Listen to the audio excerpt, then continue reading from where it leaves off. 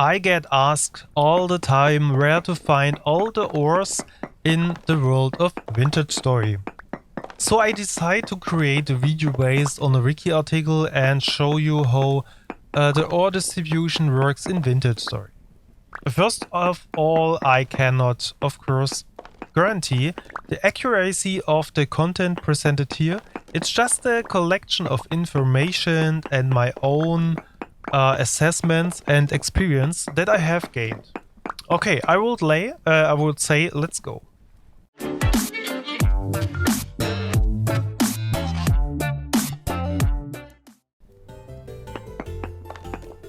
Finding ore can be quite a challenge. Here's a picture of a typical ore distribution. Ores are distributed at random heights in slices and at different angles. Some ores have wider slices than others. Most slices average 5.5 blocks wide. Even tough quartz slices can be larger. The overall shape of the ore slice reflects the overlaying surface and always covers the same horizontal areas. This means that regions with flat ground will have flat ore discs. And where the surface is hilly, the disc will also be found hilly in the underground. In flat areas, horizontal mining reduces the probability of finding an ore slice. This is true until the surface is so hilly that its slope is greater than the height of the ore discs. Ores occur only in certain types of rock. This means specifically that some ores only occur in certain types of rock. For example, tin is not found in the shale rock, but you can find lead in it.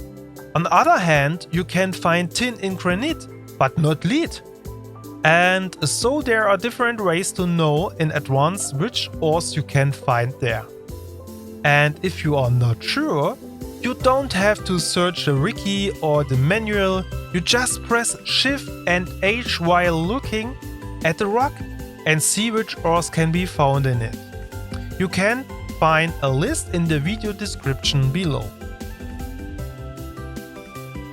Now, of course, the question arises whether there is a certain rule where you can find ores to simplify the search and prospecting. There's a table in the wiki of the generation of ores in shallow and deep deposits. You can also find a link in the video description below.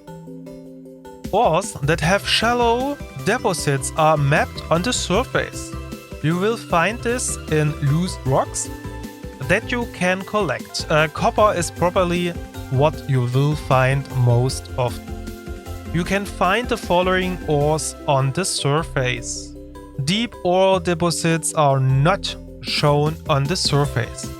You have to search and find them with the prospecting pickaxe.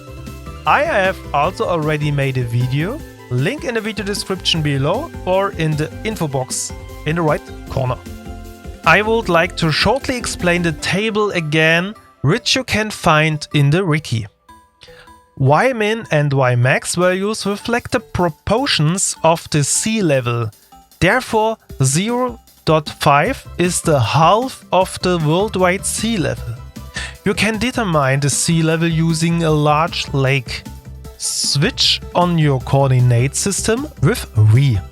The average radius gives the average height of the deposits along the X and the Z coordinates.